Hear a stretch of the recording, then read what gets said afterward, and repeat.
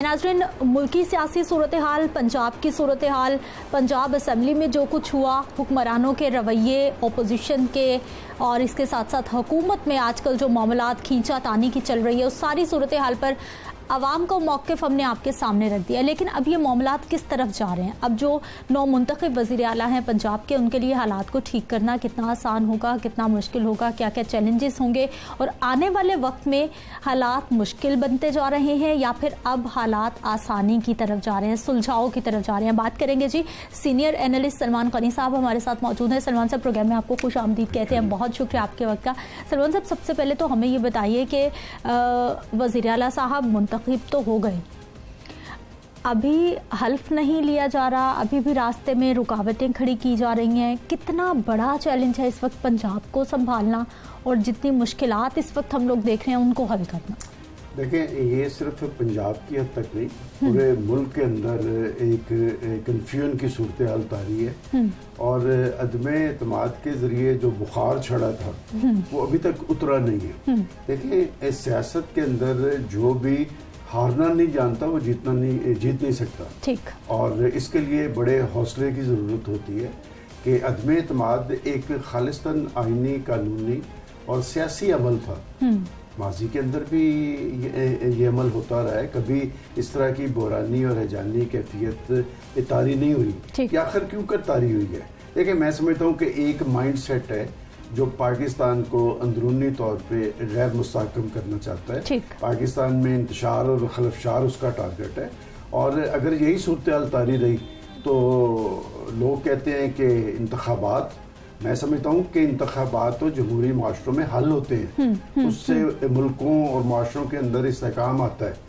लेकिन अगर इसी सूरत हाल के अंदर इंतखाबात होते हैं तो वो इंतखाबात पाकिस्तान के अंदर इस्तेहकाम का जरिया नहीं बनेंगे। आज तो सबसे ज़्यादा ज़रूरत इस बात की थी कि पाकिस्तान के अंदर मुआशी इस्तेहकाम हो, सियासी इस्तेहकाम हो, इंतज़ामी इस्तेहकाम हो, लेकिन वो नज़र नहीं आ रहा। अच्छा सर, सियासी इस्तेहकाम की आपने बात की है, वो तो हमने पंजाब असम्बली में जो मुजाहरे देख लिए, जो परसों हफ्ते की रात हमने देखा, माजी में भी सर यही सब कुछ होता रहा?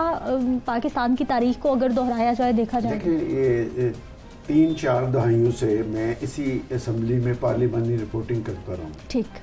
कि माजी के अंदर लोटा क्रेसी की बुनियाद पर हंगामा राई भी होती थी, ऐवान मछली मंडी का मंजर भी पेश करता था, लेकिन इस अंदाज की गुंडागर्दी मैंने इससे पहले कभी नहीं देखी। सही। और बात यह कि आखिर क्या वजह है कि जो अदम एतमाद पर कार्रवाई है, पहले 3 अप्रैल को होनी थी, फिर 6 अप्रैल को होनी थी, फिर 12 अप्रैल को होनी थी, फिर 16 पे चली गई। कौन इस गिनती की राह में हायल था? देखिए, बात यह कि यहाँ का जो हुक्मरान इत्तेहाद था वो अक्सरियत खो चुका था और अब तो पाकिस्तान की सियासत में जो रुझान है कि खेडेंगे ना खेडन देंगे, तो ये अगर सियासत है, मैं समझता हूँ कि पाकिस्तानी सियासत जमहूरियत से, मेरा फिक्रा गौर करना कि पाकिस्तानी सियासत जो है ये जमहूरियत से बदतरीन इंतकाम ले रही है। इसलिए कि जब आप एक दूसरे को तस्लीम करने के लिए तैयार ना हो, एक दूसरे की बात करने सुनने के लिए तैयार ना हो, तो फिर ये कैसा जमहूरी सिस्टम है? देखिए, जमहूरियत तो सियासी तर्ज अमल अपनाने का नाम है। इसमें डायलॉग के जरिए मसाइल का हल निकाला जाता है कि माजी के अंदर चौधरी परवेज इलाही साहब चीफ मिनिस्टर रह चुके हैं और ये तो एक तारीखी हकीकत है जो पाकिस्तान के अवाम जानते हैं कि एक ही दिन में वो दोनों फ्रीकैन के उम्मीदवार थे। पहले वो अपोजिशन के उम्मीदवार थे, दोपहर के बाद वो हुक्मरान पार्टी के उम्मीदवार। उनसे पूछा जाना चाहिए ना कि उनमें ये तब्दीली क्यों आई। और चौधरी साहब और चौधरी खानदान के बारे में इनकी वज़ेदारी, इनका रख रखाव, इनका मिलना जुलना पाकिस्तान में इससे पहले मिसाल नहीं मिलती थी। मैं समझता हूँ कि उन्हें ज़रूर अपने तर्ज अमल का जायज़ा लेना चाहिए कि आखिर यहाँ तक नौबत क्यों आई। और पंजाब असम्बली का ऐवान सितरा पाकिस्तान का सबसे बड़ा ऐवान है। बिल्कुल ऐसा ही। कितनी खूबसूरत असम्बली बनी है पंजाब की, और जो कुछ उसके अंदर जो भयानक और अफसोस शर्मनाक मुजाहरा हुआ है, पूरी दुनिया देख रही है। पाकिस्तान की सियासी तारीख का स्याह बाप है जो रकम हुआ है, और सिर्फ इसलिए कि जी आप चूंकि अक्सरियत लूज कर चुके हैं तो आप नहीं चाहते थे कि जी ऐसी सूरत हाल तारी हो कि आपको इक़्तिदार देना पड़े। बात है कि ये सारी सूरत हाल पाकिस्तान के अहले सियासत के लिए चैलेंज है, पूरी कौम के लिए लम्हा फिक्री है कि आखिर इन सियासतदानों पे आप एतमाद करते हैं। और जो कुछ पंजाब असम्बली में हुआ, आपसे मेरा सवाल है कि पाकिस्तान की नई नस्ल पे इसके क्या असरात होंगे? आपने तो पाकिस्तान को नया पाकिस्तान देना था। सर इंतशार है, कोई बात सुनने को तैयार नहीं। पाकिस्तान के अंदर सियासी तब्दीली लानी थी, आपने पाकिस्तान की नौजवान नस्ल के लिए 1 करोड़ नौकरियों का बंदोबस्त करना था, 50 लाख घर गरीबों को देने थे। मुझे बताएं कि कौन सी तब्दीली है कि बात है कि जो कुछ सियासत के नाम पे पाकिस्तान में हो रहा है, ये सियासत और इस तरह की जमहूरियत दुनिया में नहीं है। दुनिया में जब पहले सियासत बैठते हैं तो वहां के लोग मुतमिन हो जाते हैं कि ये हमारे लिए सोच रहे हैं। क्या आज पाकिस्तान के अंदर कोई एक लीडरशिप है जिसके बारे में आप दिल पे हाथ रख के कह सके कि ये शख्स दयानतदार है, ये शख्स सच बोलता है, इसको मुल्क कौम के दर्द का एहसास है? अब ऐसी बात नहीं रही, ये एक इंतशार की कैफियत है। और मैं समझता हूँ कि ये सियासतदान, ये हुकूमतों और अपोजिशन में बैठे हुए हैं, ये उसी कश्ती को डुबोना चाह रहे हैं जिस पे ये सारे सवाल हैं। अच्छा सलमान साहब, अब मुस्तकबिल क्या देख रहे हैं फिर? ये उलझाव होगा, सुलझाव होगा, ये जनरल इलेक्शन होंगे, जमहूरियत होगी, क्या होगा? क्योंकि जब तक वही आपकी बात के टेबल टॉक नहीं होगी, एक दूसरे के साथ बैठा नहीं जाएगा, मिलजुल के मामलात को हल नहीं किया जाएगा, एक दूसरे को बर्दाश्त नहीं किया जाएगा, तो किस तरह से फिर सर हालात चलेंगे? रहल, आपके सवाल में इसका जवाब मौजूद है कि जी बात यह कि आपका हाल बता रहा है कि मुस्तकबिल क्या है। और जो सियासी लीडरशिप होती है तो वो तो बहुत दूर तक देखने की सलाहियत रखती है। तो क्या पाकिस्तान के अंदर आपके पास ऐसी लीडरशिप है?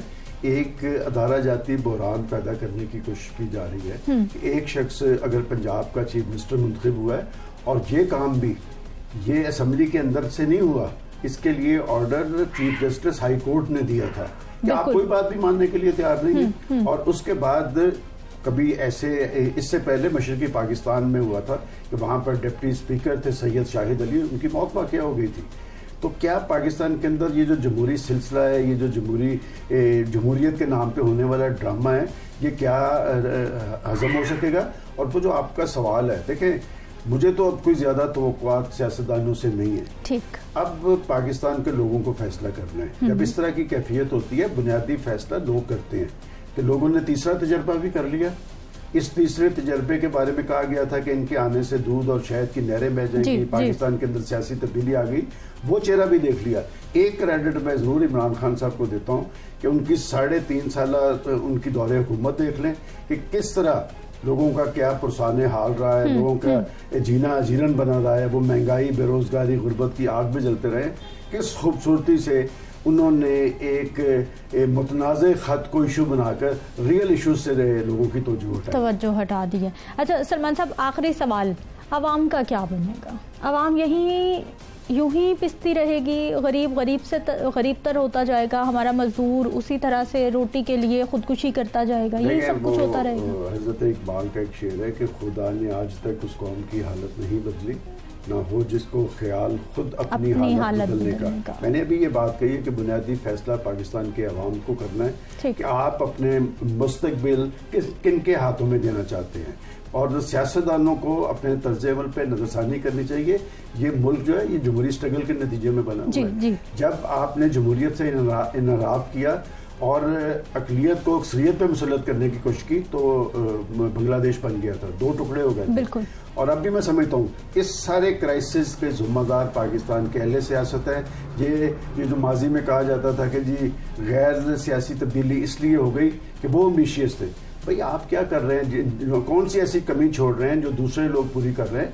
मैं समझता हूँ कि जो रियल इश्यूज हैं सियासतदानों को उस पर तवज्जो देनी चाहिए। जो जमहूरियत लोगों को डिलीवर ना कर रही हो, जिसके नतीजे में लोगों को रिलीफ ना मिल रहा हो, जिसके नतीजे में पाकिस्तान के अंदर इस्तेहकाम ना आ रहा हो, वो जमहूरियत नहीं है। बहुत शुक्रिया सर प्रोग्राम में शामिल होने के लिए।